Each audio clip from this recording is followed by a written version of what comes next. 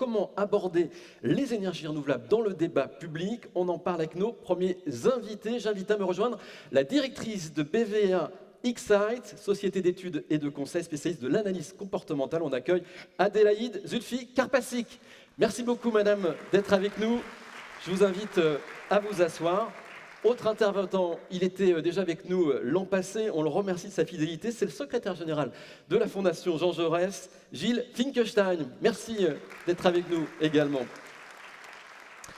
Alors on va décrypter avec vous deux pourquoi cette transition énergétique a pu être utilisée comme un argument négatif lors des dernières élections électorales européennes et législatives, un sujet qui est théoriquement porteur d'une protection de l'avenir.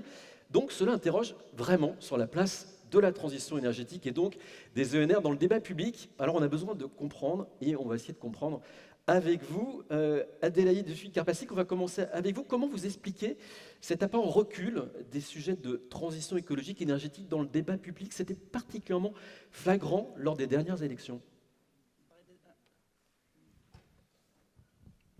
1, 2, oui. Bonjour à toutes et tous. Pour commencer, ravi d'être parmi vous. Vous avez raison de faire un petit temps d'arrêt sur les élections européennes, dont on a finalement assez peu parlé. Les résultats ont été balayés par la dissolution. Et donc peut-être rappeler rapidement, même si ça n'a pas dû vous échapper, les scores des Verts, à la fois au niveau français, au niveau européen, qui ont pu effectivement laisser entendre un recul de ces questions, alors même que on a le sentiment, et d'ailleurs on le voit très bien dans le micro-trottoir que vous venez de nous partager, on voit quand même des citoyens qui sont de plus en plus conscients de ces enjeux-là, et j'y reviendrai.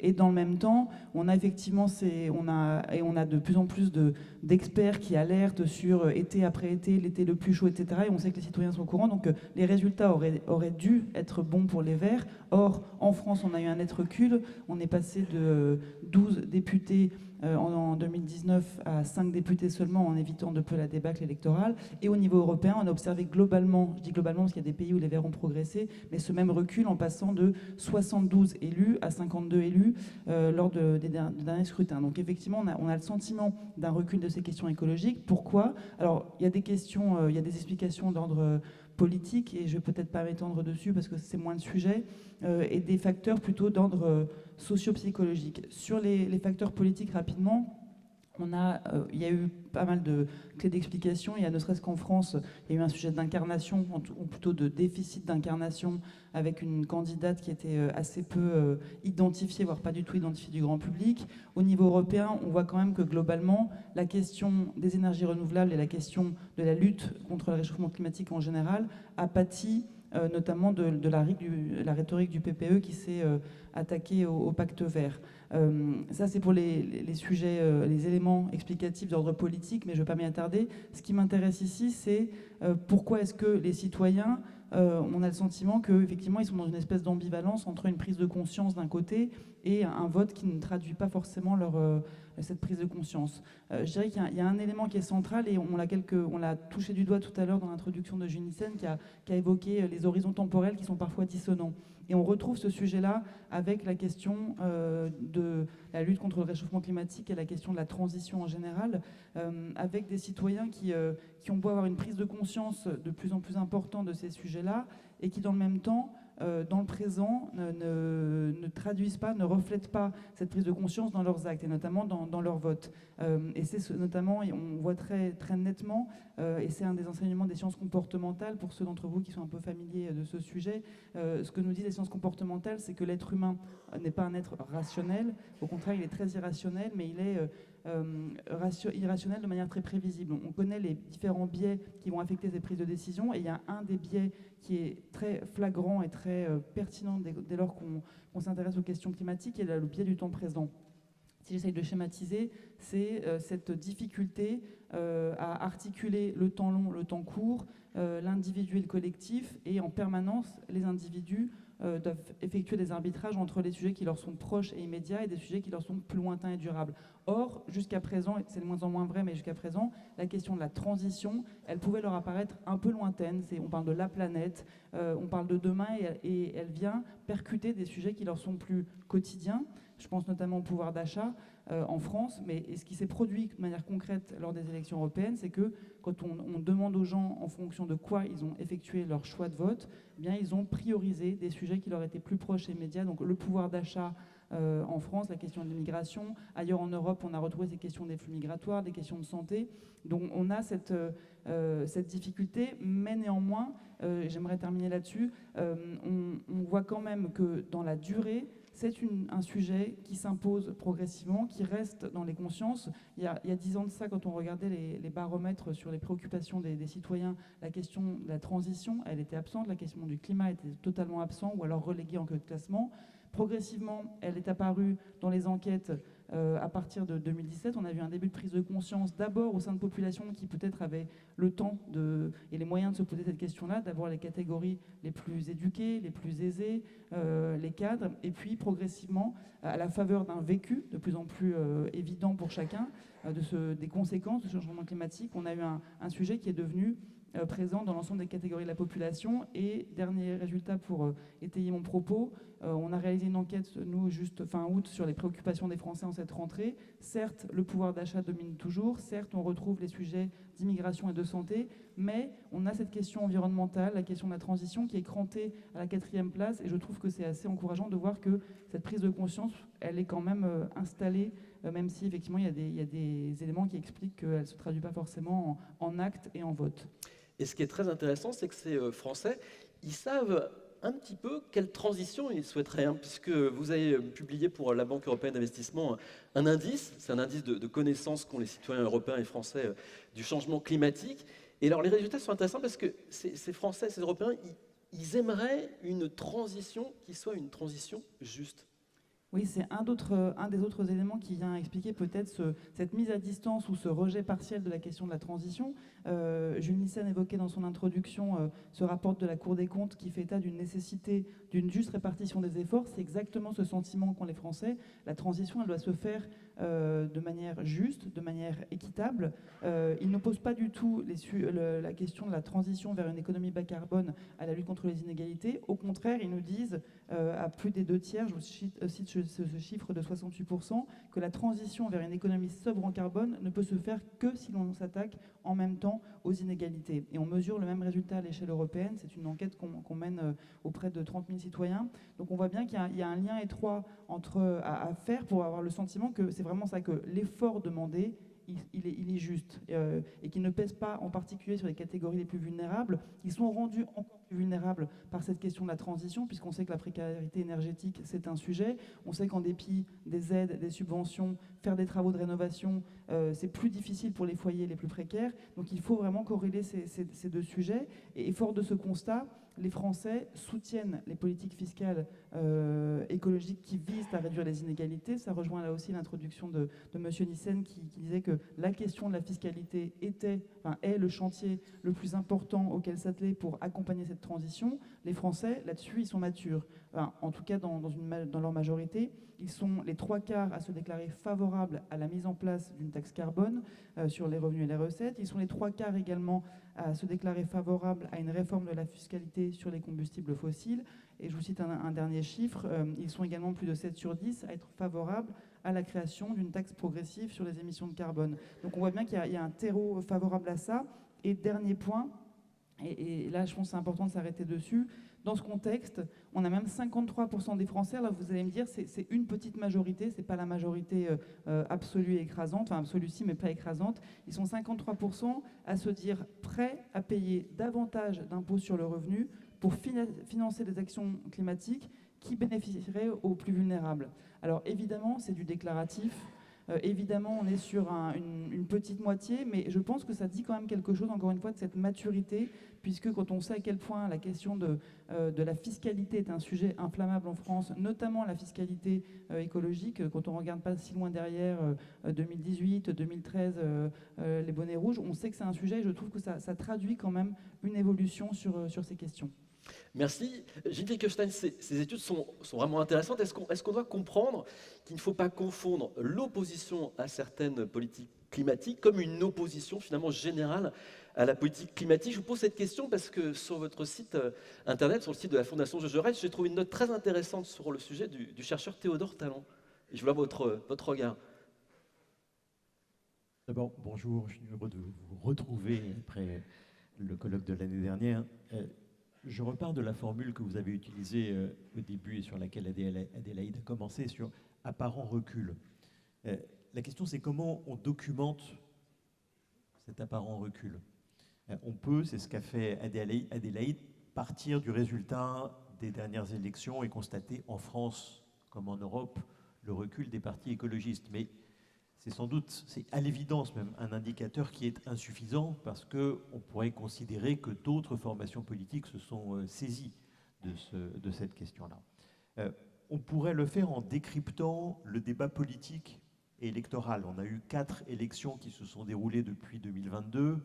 Alors je mets à part les 2 élections législatives qui, pour des raisons différentes, n'ont donné lieu à aucun débat.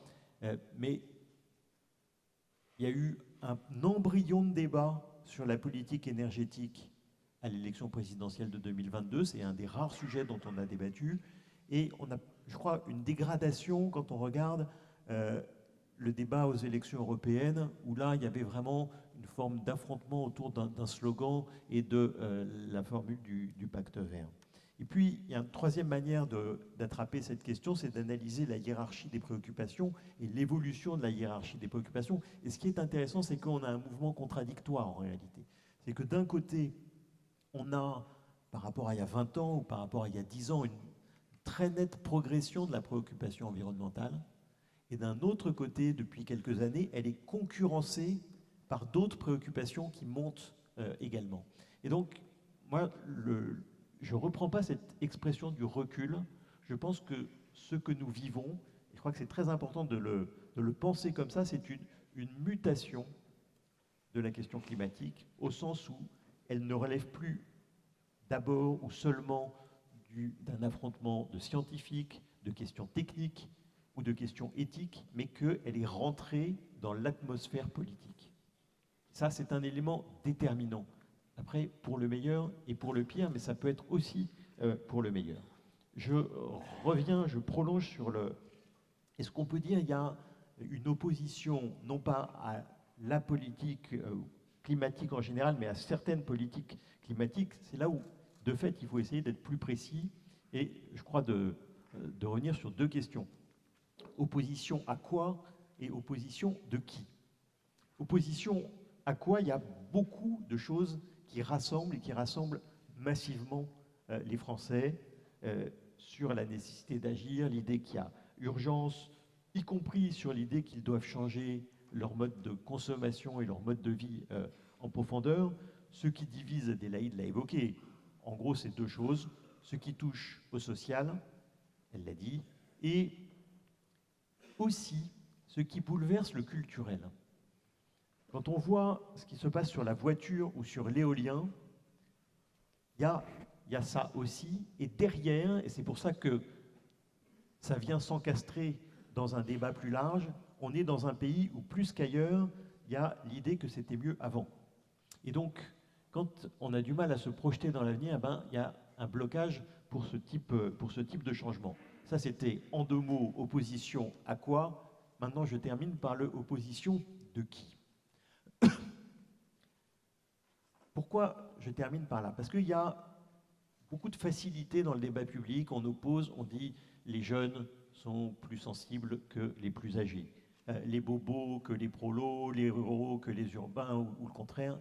Ce sont des facilités qui ne correspondent plus à la réalité d'aujourd'hui. Le principal clivage, et j'en reviens à ce que je disais tout à l'heure sur la mutation du débat autour des questions climatiques, le principal clivage aujourd'hui est un clivage politique. Il y a quelques années, il y a une quinzaine d'années, j'étais à un colloque à Yalta, avant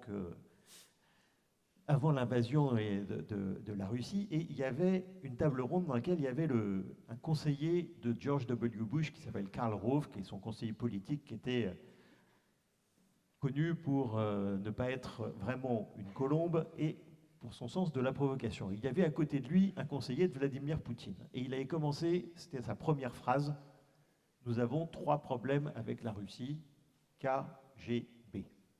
Ça avait créé un petit climat dans le colloque. Et donc, étant moins provocateur par tempérament, mais je vais m'inscrire dans... Nous avons deux problèmes aujourd'hui pour l'environnement, la droite et l'extrême droite. Alors, vous allez dire évidemment, Finkelstein, c'est la Fondation Jean Jaurès, c'est un bolchevique. Ça, non. Quand on regarde à la fois les positions des partis et les opinions, nous avons ce point-là. Je voudrais juste vous donner un chiffre pour essayer de vous en convaincre, et puis après, pour voir, on en rediscutera comment on fait. On parlait tout à l'heure de la hiérarchie des préoccupations. On avait posé pendant la campagne européenne, on a posé à chaque vague de notre gros panel cette question-là, c'est quoi les 3 problèmes les plus importants? Donc vous aviez en moyenne 26% des Français qui mettaient la question climatique dans les 3 principales préoccupations. C'était loin derrière le pouvoir d'achat, assez loin derrière l'immigration, au niveau de la santé et de la sécurité. Mais quand on regarde la réponse à cette question selon le vote, qu'est-ce que l'on voit? Sympathisants d'Europe Écologie Les Verts, ça ne va pas vous surprendre, là, 82%. Donc moyenne, 26. Sympathisants de la France Insoumise ou du PS, 45. Renaissance, 30. LR, 11. RN, 8. Et sur à peu près toutes les questions, alors là c'est particulièrement spectaculaire parce que c'est une question de hiérarchie de préoccupation, mais sur pratiquement toutes les questions, aujourd'hui le principal clivage est un clivage politique, et donc je pense qu'il faut voilà, prendre ça comme une donnée et voir ce qu'on en fait. Alors, ce débat public, il se nourrit d'imaginaire, et cet imaginaire, il se nourrit d'informations. Et donc, pour avoir une bonne compréhension des enjeux, il faut être bien informé. Est-ce que, Adélaïde Fikar-Plasik, l'enquête pour la Banque européenne d'investissement nous informe sur une bonne connaissance ou non des enjeux et des solutions de la part des citoyens français et européens? Tout à fait. On a créé dans la dernière édition, d'ailleurs, dont la Fondation Jean Jaurès est partenaire également, un indice de la connaissance du changement climatique. Je ne vais pas vous le détailler, mais de manière très schématique, on l'a organisé autour de 3 grandes dimensions. La connaissance de la définition et des causes du réchauffement climatique. Deuxième dimension, la connaissance des conséquences. Et dernière dimension, la conséquence des moyens d'agir, que ce soit au niveau macro et au niveau plus individuel. Et à partir de là, donc on a posé toute une série de questions, une douzaine de questions qui viennent nourrir ces différentes dimensions, et on a pu effectivement en tirer des enseignements. Qu'est-ce que nous apprend cet indice de connaissances? C'est valable d'ailleurs au niveau français, mais pas uniquement. Il nous apprend différentes choses. D'abord que globalement, et ça rejoint quand même la question de la prise de conscience qui s'est faite dans la durée, globalement les citoyens sont bien informés désormais des causes du réchauffement climatique, de ce que c'est. Ils sont plutôt bien informés également des conséquences. En revanche, là où on note un vrai déficit d'information, c'est sur la question des moyens d'action pour lutter contre le réchauffement climatique, les moyens d'action pour effectuer la transition, où on voit en France que sur cette dimension de notre indice de la connaissance, on a une note inférieure à 5 sur 10 en moyenne pour les Français, 4,5. On a un vrai décroché par rapport aux autres dimensions. Ce vrai décroché, on le retrouve également dans les autres pays sur lesquels on a réalisé l'enquête, en Europe mais ailleurs dans le monde. Donc on voit qu'on a un sujet, et parce que effectivement, pour agir, il faut savoir ce qu'on peut faire. Et ce problème de déficit de connaissance des moyens d'action, on le retrouve à la fois sur les solutions au niveau global, au niveau des États, mais aussi sur les solutions individuelles, sur ce que chacun peut faire. Or, quand on sait qu'un des leviers de la transformation, évidemment, c'est le levier politique, la volonté politique est encore plus puissante, mais un des leviers, c'est quand même la conscience des individus, leur capacité à s'emparer des sujets à la fois pour faire agir les gouvernements, mais aussi pour agir eux-mêmes. On voit qu'on a un sujet puisque, pour l'instant, les citoyens, en tout cas en France, mais ailleurs dans le monde, ne sont pas en capacité de savoir quoi faire, et donc ne sont pas en capacité de faire de cet empowerment dont on aurait besoin pour leur permettre d'agir. Donc ils ont certaines connaissances, mais insuffisantes pour leur permettre de passer à l'action de manière plus importante. Donc il y a effectivement un effort de pédagogie à poursuivre et à conduire, même si on sait que ce n'est pas le seul sujet. Il y a aussi parfois des sujets un peu plus de coercition, mais en tout cas la pédagogie reste un levier d'action sur lequel on a des marges de progression évidentes. Gilles Finkelstein et Aldéhaïde le disaient à l'instant, on a besoin, sur ces questions de transition énergétique, de pédagogie, on a besoin d'information, ça c'est le rôle des journalistes. Pour revenir à ce que vous disiez à l'instant sur les politiques, à la limite c'est plutôt politique de faire de la pédagogie. Et est-ce que là aujourd'hui vous avez le sentiment que la pédagogie autour des solutions, et notamment les énergies renouvelables qui représentent une part des solutions, est-ce qu'elle est suffisamment faite, cette pédagogie, par nos politiques? D'abord, moi je m'inquiète beaucoup quand dans le débat public on dit qu'il y a un problème de pédagogie. Parce que très souvent, en fait, ce n'est pas du tout un problème de pédagogie. Les Français ont très bien compris, sauf qu'ils ne veulent pas. Et qu'on met sous le couvert d'un manque de pédagogie autre chose. La Fondation a réalisé, en partenariat avec Engie, une autre enquête il y a quelques mois. Et ce qui est intéressant, c'était, alors elle est dans moins de pays que celle auquel on est partenaire aussi avec la BEI et BVA, elle était dans 9 pays européens. Et en fait, ce qui m'a frappé, c'est que par rapport aux autres pays européens qui étaient dans cette enquête, sur la transition énergétique, les Français, dans l'ensemble, savaient mieux ce que c'était, voulaient plus que les autres y aller, et disaient qu'ils en faisaient, qu'ils s'étaient eux-mêmes engagés plus que les autres Européens. Ce qui conforte plutôt l'idée que ce n'est pas un problème de pédagogie.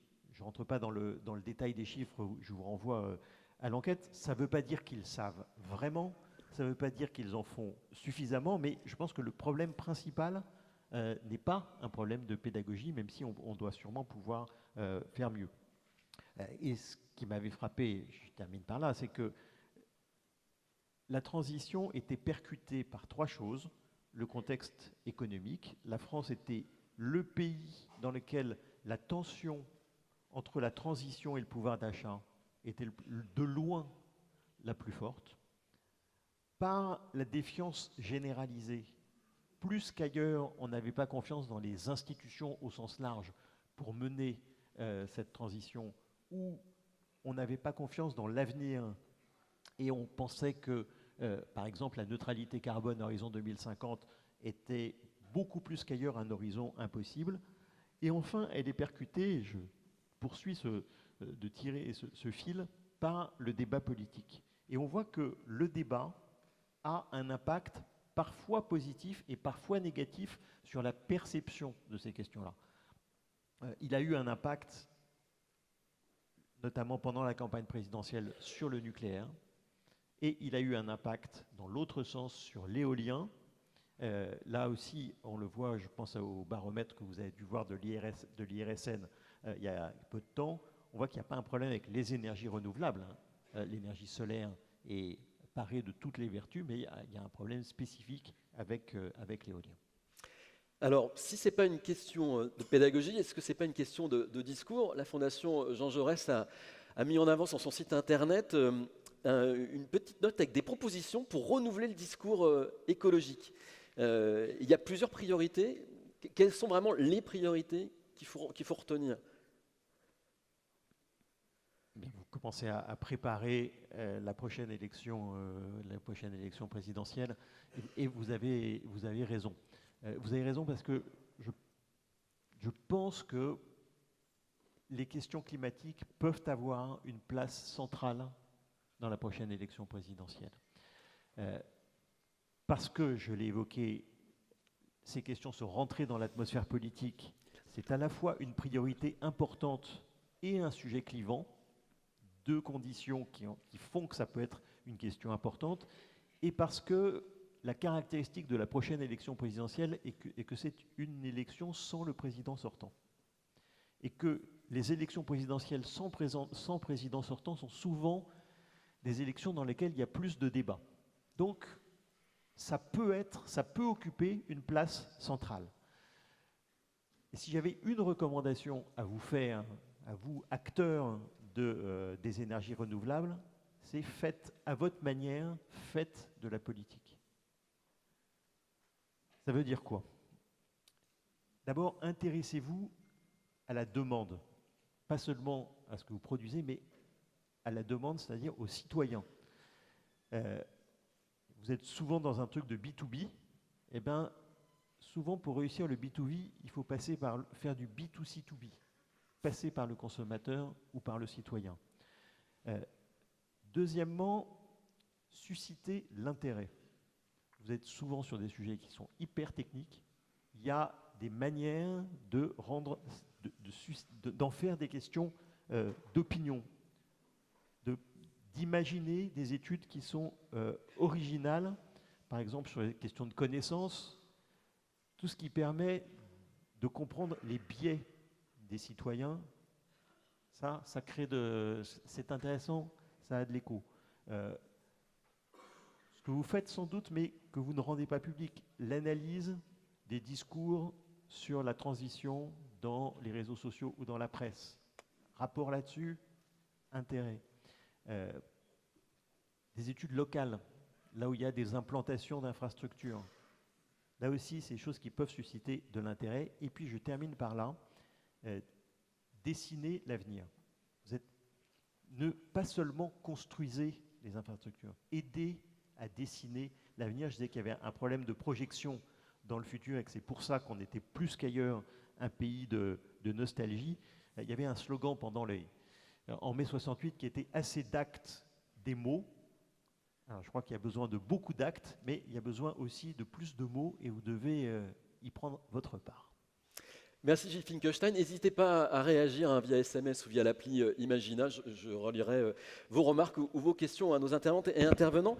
On le disait en introduction et puis poursuivre sur cette séquence politique dans la perspective des présidentielles. Lors des dernières élections, les énergies renouvelables ont pu être présentées de manière négative par certains candidats.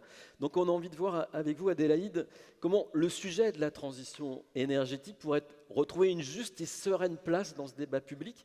Comment cette transition énergétique elle pourrait être finalement attrayante, sinon désirable. Est-ce que vos études traitent ou non de cette question ?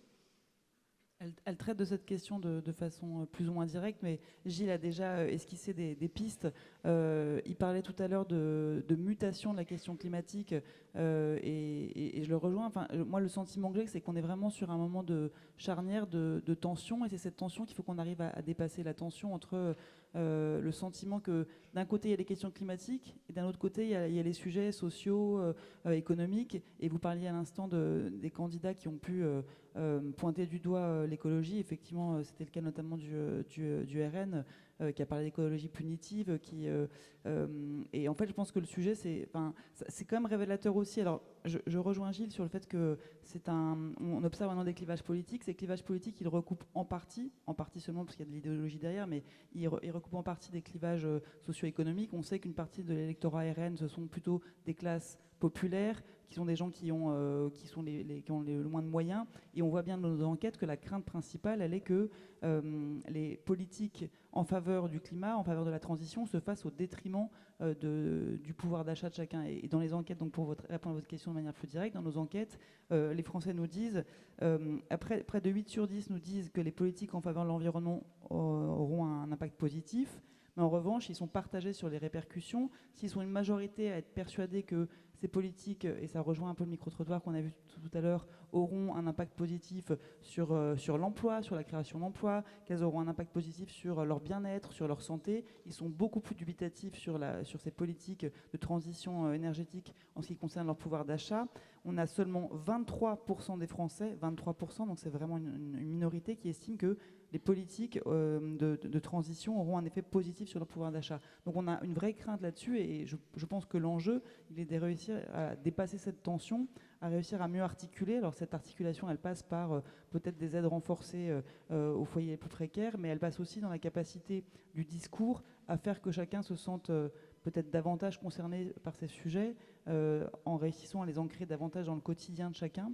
Mais le quotidien, c'est à la fois son emploi, sa santé, sa maison, mais aussi son pouvoir d'achat. Donc c'est Gilles Nissen qui dit en introduction d'ailleurs que la transition pouvait permettre il parlait de résilience et de davantage de pouvoir d'achat. Donc je pense qu'il faut réussir à faire que chacun se sente concerné et surtout, encore une fois, dépasser les tensions en opposant les sujets, mais plutôt que de les opposer, il faut vraiment réussir à les articuler.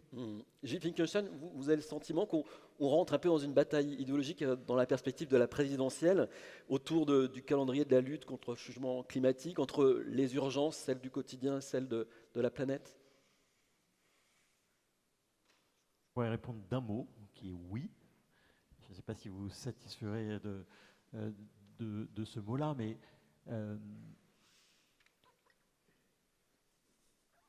je pense que ça sera au-delà de la question du calendrier.